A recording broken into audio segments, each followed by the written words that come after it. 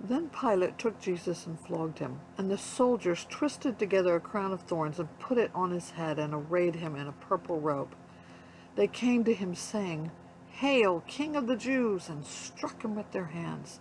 Pilate went out again and said to them, "See, I am bringing him out to you, that you may know that I find no guilt in him." So Jesus came out wearing the crown of thorns and the purple robe. Pilate said to them, "Behold the man."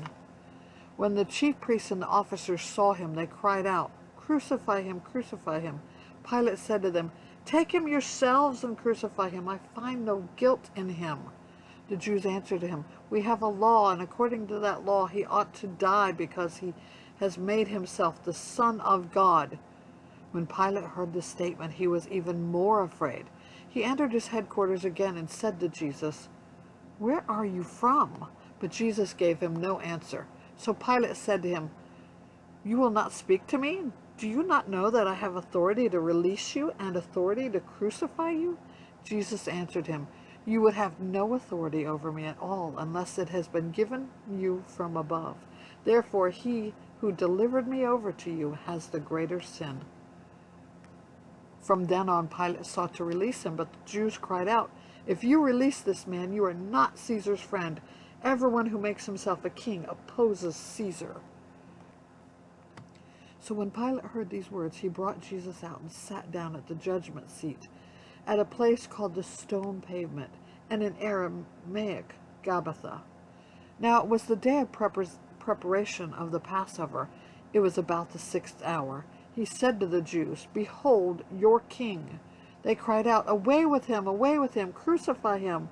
Pilate said to them, "Shall I crucify your king?" The chief priests answered, "We have no king but Caesar." So he delivered him over to them to be crucified.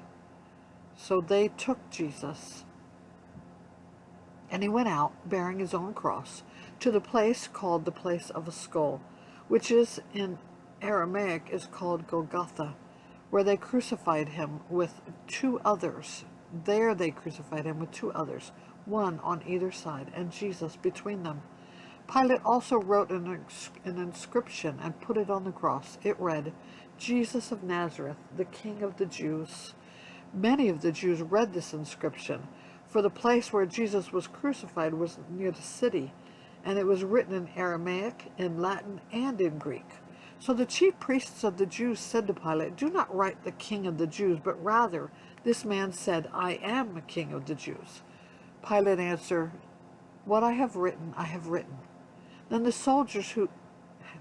when the soldiers had crucified Jesus, they took his garments and divided them into 4 parts, one part for each soldier, also his tunic.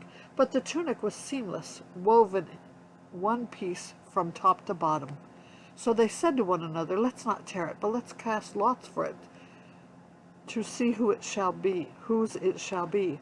This was to fulfill the scripture which says, "They divided my garments among them, and for my clothing they cast lots." So the soldiers did these things. But standing by the cross of Jesus were his mother, and his mother's sister, Mary, the wife of Clopas, and Mary Magdalene. When Jesus saw his mother and the disciple whom he loved standing nearby, he said to his mother, "Woman, behold your son." Then he said to the disciple, "Behold your mother." And from that hour, the disciple took her to his own home. After this, Jesus, knowing that all was now finished, said, to fulfill the scripture, "I thirst." A jar full of sour wine stood there. So they put a sponge full of the sour wine on a hyssop branch and held it to his mouth. When Jesus had received the sour wine, he said, "It is finished." And he bowed his head and gave up his spirit.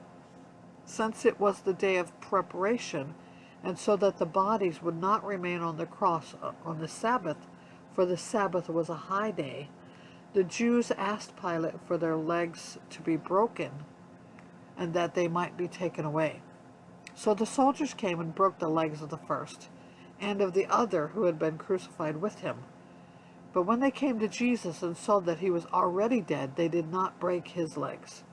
But one of the soldiers pierced his side with a spear, and at once there came out blood and water. He who saw it has borne witness. His testimony is true, and he knows that he is telling the truth, that you may believe. For these things took place that the scripture might be fulfilled. Not one of his bones will be broken. And again, another scripture says, they will look on him whom they have pierced. After these things, Joseph of Arimathea, who was a disciple of Jesus, but secretly for fear of the Jews, asked Pilate that he might take away the body of Jesus. And Pilate gave him permission. So he came and took away his body. Nicodemus also, who earlier had come to Jesus by night, came bringing a mixture of myrrh and aloes, about 75 pounds in weight. So they took the body and bound it in linen cloths with the spices, as is the burial custom of the Jews. Now in the place where he was crucified there was a garden, and in the garden a new tomb, in which no one had yet been laid. So because of the Jewish day of preparation, since the tomb was close at hand, they laid Jesus there.